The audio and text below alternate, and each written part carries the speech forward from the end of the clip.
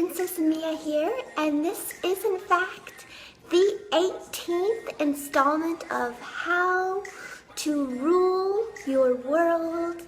And after the lesson about a swag bag, I thought it was only right that I express through my own swag bag the importance of fighting stigma of a mental health condition. So, as a part of my swag bag of creativity, I felt like it was a good idea to improvise through the alphabet A through Z, one-liners or two-liners of how to fight stigma of a mental health condition by going through the alphabet. So as you can hear, Watch Me Whip and Watch Me Nay Nay is playing in the background, and that is part of the swag bag. And fighting the stigma of mental health conditions, you've literally got to whip and you've got to nay nay. And if you've got it right, you turn that swag bag and you twirl that swag bag. Yep. So, as a part of the improvisational exercise, we are going to go through the alphabet, starting with A of how to fight stigma of a mental illness or mental health condition. So A is ask. Ask the person. If you are not sure what schizophrenia is and you have this preconceived notion, why don't you ask? Why don't you ask the person who supposedly has schizophrenia or schizoaffective or bipolar disorder? Ask them, say, how does it feel? And what are the symptoms? Can you express to me? Because then you can be more educated about what it's like to have a friend or family or loved one with a mental health condition. B is be a friend. Don't automatically stigmatize a diagnosis by not being a friend. If you talk about someone behind their back, you are not fighting stigma. You're making it worse because you're gossiping about the symptoms when really there needs to be open bridges and supporters and advocates. So be a friend. C is for literally see the good and see the healthy in a situation. Cause that's a good idea. So it's see and cause. So see the good and healthy in a situation. Yes, there may be symptoms that are disabling and debilitating, but if you can see the healthy and see the good in things, you're more likely to be able to fight stigma because you can see that there is good in a situation. D is don't overgeneralize and don't make assumptions. Basically, this means that when you learn about a symptom or a diagnosis, don't automatically think that you know what's going on. Don't make assumptions, and don't make assumptions that everyone is the same. Everyone with the same diagnosis will not act the same. And don't make assumptions that throughout one's life they can't get better or that they will behave the same way throughout their life. So E is examine those circumstances. Sometimes mental health conditions can be created as a result of environmental factors. So fighting stigma is examine the circumstances. Think about how that person grew up or what circumstances, biological or environmental, created a mental health condition. And we are only human beings, so we are results of our circumstances. So examine. F is find the good in the situation. Sometimes mental illness is really sad. It's so disabling, and it's really hard when your heart rate beats so fast and you have a panic attack. But if you can find the good in something, you're more likely to lead a productive life. Because if you focus, F is also for focus on the positive. If you focus on the negative, especially if you have a mental illness, you will literally never get better. You'll have this self-pity cycle, which will be countless, cyclical. It won't end. You cannot focus on the bad. So G is go for it. When you worry about what other people will think about you fighting for what you believe in, which is being an advocate for those with a mental health condition, you can't think about what other people will think. You've got to go for it. You've literally just got to go for it and not doubt yourself. Do not doubt yourself, because mental health conditions and being an advocate for this is one of the most beautiful things you can do, because these people are the ones who are so disadvantaged that they can't stand up for themselves. Some of them won't be able to ever get out of this confusion that will allow them to speak up for themselves. So that's why it's important to be an advocate and go for it. So H is happiness through your own work. So if you're a friend of someone with a mental health condition, you can bring happiness through another to another by your own work. You can express to them that you accept them for who they are. You can observe the symptoms but not judge. And you can make an overall difference. So happiness through work. You can be a part of that person's happiness. This is a complete puzzle. This is not a one-liner, one-person activity or event. It literally requires a group effort, and this is a community. So think about how it would feel if you, I respect, how it would feel if you had a mental health condition. And maybe that'll help fight the stigma. It's because you're thinking about what it is if you actually had it yourself, which makes, we're all biased towards our own biases. But if we think about how it would affect our own lives, if we were debilitated by confusion or panic attacks or disordered thinking or dissociation, we would reconsider when we talk about mental health conditions, judging and laughing and making fun of and bullying people. So H-I-J, J is just relax. It's not that hard. Yes, some of the symptoms are complicated, but just relax. Just relax and be proud that you are an advocate for mental health conditions. And just relax, because it's a beautiful thing what you're doing, and there's no doubt that what you're doing is a good thing. So just relax and ask. Ask the person, build bridges, just relax. It's not that hard. People have a lot of preconceived notions that there is a controversy around mental health conditions and the stigma because they don't know. So just relax and just go with it. K is kick the habit of making preconceived notions. Kick that habit, because when you make preconceived notions that you know all the answers to every question, you are actually closing the door upon knowledge and learning. So kick that habit. Kick the habit of thinking you know it all, because you don't. And don't make assumptions. Kick the habit of thinking that all mental health condition diagnoses are the same, or that one person can overcome it and another person can't, because severity, a 10% difference in severity is the difference between recovery and being in a cyclical relapse.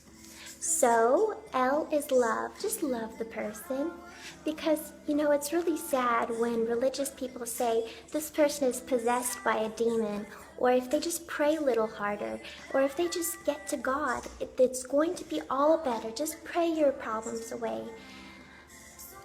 This is not something that's helpful. Just love the person. If you are a religious person, why can't you just love the person? Love the person for who they are. Don't find fault or don't find ugliness in what their mental health condition is exhibited by. Don't find the bad, find the good, and love the person. Love the person for who they are, not what you can get from them, because a lot of people with mental health conditions won't be able to provide a lot of input or benefit when they are in crises. So if you can love the person, you are such a good person for just loving the individual. And M is make the most of your time here in fighting stigma. Make the most. of being a good person. If you want to be a good person and make a difference, make the most of your time while you are a human being on earth. And if you want to stand up for mental health conditions, this is one thing that can help. Make the most of your time. So it has to be an active daily effort. It's not going to necessarily be easy every single day. Some days will be easier than others. But just make the most of your time. N is no judgment zone. When you find out that someone has a mental health condition, you have to be in a no judgment zone. Ultimately, there will be some symptoms that are confusing and that are laughable, you might think, but to that person, they are real. And if you think of it that way, that that's their reality, then you won't find it funny, because we all know that we have weaknesses and we all have faults. So it's a no judgment zone. It's a safe zone. O is be open about what you think your preconceived notions are, because only a conversation will lead to the fighting of stigma. When you make assumptions, ask the person. Be open. Say, I thought schizophrenia had these delusions, and why aren't you exhibiting certain symptoms? Or why do you believe that there is this delusion? What is it that caused this? Or what is it that you're thinking? What is it that you're thinking right now? Ask. Be open. Ask. Say, what is it that you're thinking right now? So be open. N-O-P. P is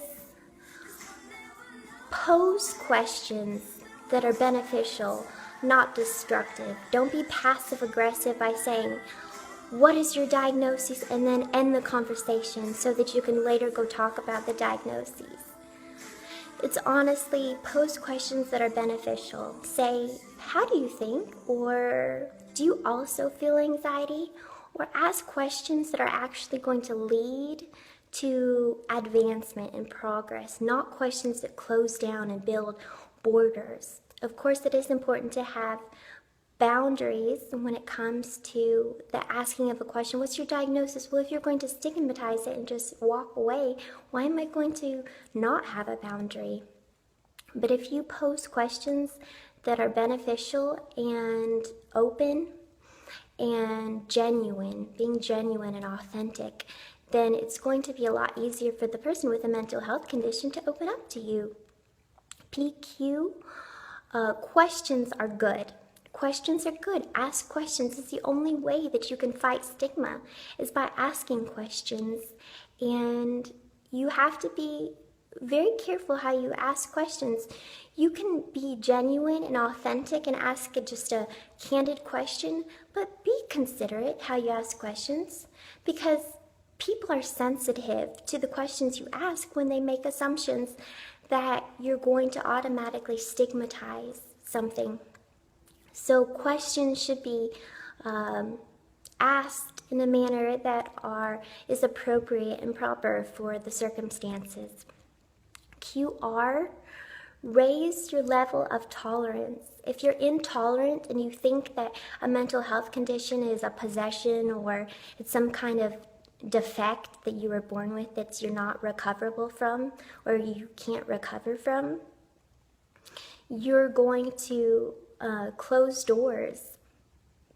So R is for QR. Raise your level of tolerance. Yes, you have to raise your level of tolerance. If you're an intolerant person, especially, I notice that sometimes those who are hyper-religious have a low tolerance for anything that's different. If you raise your tolerance level to open your mind to new ideas, you're more likely to understand that mental health conditions are just what they are. They're just a slight difference in thinking or biological symptoms that one cannot help. It's literally something that one can't help, but through recovery and working, they can get better. So QRS is say it. Say stigma is a real thing. Say it, because we all know that stigma is real, and it creates a barrier from people with mental health conditions or confusion from seeking help. So say it. Say that stigma is a real thing, because we all know it is. Whether we laugh and cover it up, we all know that stigma is real. Whatever way in which it manifests itself, we all know that stigma is real. T, QRST, talk about it. Just talk about mental health conditions. Talk about suicide. Say the S word. S is also for suicide prevention. T, talk about it. Talk about mental health. Sometimes we just make assumptions that this is so controversial that we won't talk about it. Well, the more you don't talk about an issue, what is the key to a successful relationship? Is it not communication? So in resolving any matter, if you don't talk about something that's an issue, you're never going to resolve it. U is understanding. Understanding that there will be some differences in thinking, but if you can glean some knowledge from learning about another view, understanding can help. TUV is, it's a very important topic. Mental health conditions are very important. It's the functionality, the central nervous system is extremely important to our functioning. We can't function if we don't have a successful central nervous system. So it's a very important topic. It's very applicable and it's very relevant, and it's like the most hot topic that is in discussion in 2016. It's a hot topic, so it's very important. TUVW is way that you ask a question. The way that you ask a question, like was said before, is important, but if you are careful that you don't stigmatize the question, how it's worded, you won't really receive a defensive answer, but you might receive a defensive answer if you ask a question in a way that is offensive or passive-aggressive, because the person can see that you're stigmatizing the issue. So TUVWX, X is, well, not for X, but explain yourself. If you have a stigma or you have a past experience that makes you prejudicial towards people with a mental health condition, say it. Say, this is what happened in the past and this is what I'm thinking. And perhaps if you receive the right person, the person can explain to you that not all people are the same and that people can get better. So explain yourself why you have that preconceived notion. After X is Y, and Y stands for yes. Say yes. If you do have a stigma or you stigmatize mental health conditions, say yes. Yes, I do. And explain why you do. So if you get it out there, you can build bridges by expressing yourself. And maybe, just maybe, you might be willing to change your perspective. Z is zebra. Sometimes stigma is like a zebra. There will be labels of black and white, and not everything is black and white. It's more of not a zebra. It's more of an area of gray, because there will be issues that you find just intolerable, but there also may be issues of a mental health condition or stigma that you feel like you can really adopt in fighting. So not zebra, not black and white, not zebra, not black and white. It is areas of gray. And that's the beauty of it, and that's what makes it such an interesting topic. So thank you so much, guys. It's always a pleasure to share my thinking with you and breaking down the stigma of mental health conditions. As always, it is a conversation, never a lecture. And this is Princess Mia, and thank you so much for your time. Bye.